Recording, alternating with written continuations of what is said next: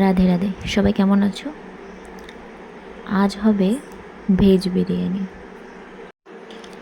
বিরিয়ানি বানানোর জন্য এখানে আমি নিয়ে নিয়েছি বাসমতি রাইস। চালগুলো একদম ফ্রেশ এবং সুন্দর।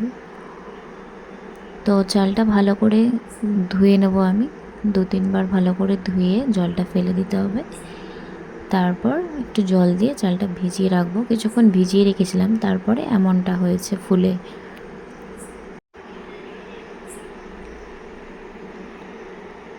এবার আমি রান্নাটা বসাবো। তো হাঁড়িতে চাল দিয়েছি, জল দিয়েছি, গ্যাসটা ধরিয়ে দিলাম। এরপর এর মধ্যে দেব আমি গোটা গরম মশলা, এলাচ, দারচিনি আর জয়িত্রী, আর 2টো তেজপাতা। আর এর মধ্যে দিতে হবে স্বাদমতো নুন আর রিফাইন অয়েল দিয়ে চালটা 70% মতন কুক করে নিতে হবে। তারপর আমি বিরিয়ানিতে যে আলুটা দেবো সেই আলুটা ভেজে নিচ্ছি। শুধু নুন দিয়ে ভেজে নিলেই হবে।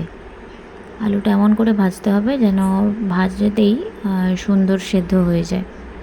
তো দেখো আমার আলুটা সেদ্ধ হয়ে গেছে, ভাজাও হয়ে গেছে। তো আলুটা নামিয়ে রেখে এখানে আমি একটা মশলা বানিয়ে নিয়েছি, ভাজা মশলা, যেটার মধ্যে আছে গোটা গরম মশলা আর হচ্ছে শুকনো লঙ্কা আর জিরে আর একটু মৌরি দিয়েছিলাম। তো ভালো করে ভেজে সেটাকে বেটে গুঁড়ো করে নিয়ে রেখে দিয়েছিলাম। আর এখানে মশলাটার মধ্যে দেওয়া আছে আদা বাটা, টমেটো আর হচ্ছে তোমার ধনে গুঁড়ো আর ওই বাটা মশলাটা দিয়ে মশলা বানিয়ে ওর মধ্যে আলুটা দিয়ে ভালো করে কষিয়ে, এখানে আলাদা করে আমি সয়াবিনটা ভেজে নিয়েছিলাম। তো সয়াবিনগুলো এর মধ্যে দিয়ে দিচ্ছি। এটাকে ভালো করে কষিয়ে নিতে হবে। একটুখানি জল দিয়ে ভালো করে কষিয়ে ঢাকা দিয়ে কিছুক্ষণ এটাকে কষতে দিতে হবে। তো আমার কষানোটা হচ্ছে এখন। তো আমি এরপরে বিরিয়ানির প্রসেসটা শুরু করব। তো আমি একটা লেয়ারেই বানাবো, আমি ক্যাজুয়ালি বানাচ্ছিলাম। তো দেখো আমার সুন্দর তরকারিটা কিন্তু ফুটে গেছে। তো এটা আমার হয়ে গেছে। এবার আমি লেয়ারটা বানাবো। তো দেখো আমি ওর মধ্যে চালগুলো যে রান্না করেছিলাম আমি, সেই রাইসগুলো আমি ওর মধ্যে দিয়ে দিয়েছি।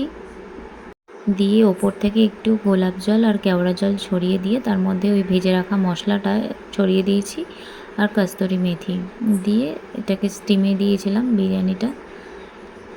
দিয়ে হয়ে গেছে। এবার কাটিং করে সুন্দর প্লেটে নিয়ে ভগবানকে ভোগ লাগানো হয়েছে। তারপর ভগবানকে ভোগ লাগানোর পরে আমরা প্রসাদ পাবো।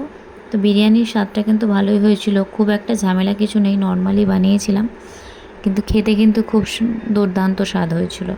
তো এরকমভাবে তোমরা সবাই বাড়িতে নর্মালি বানিয়ে কিন্তু খেতেই পারো। আমি তো মায়াপুরে গিয়ে খেতে পারি না, মায়াপুরে যেতে পারি না। বিরিয়ানি খেতে খুব ইচ্ছা করে, ফোনের মধ্যে রিলস দেখি। তো কি করব, বাড়িতেই নিজে বানাই। এর আগেও অনেকবার বানিয়েছি, আর এদিনকে তো একদম ক্যাজুয়ালি নর্মালি বানিয়েছি, তো ভালোই হয়েছিল খেতে। নমস্কার।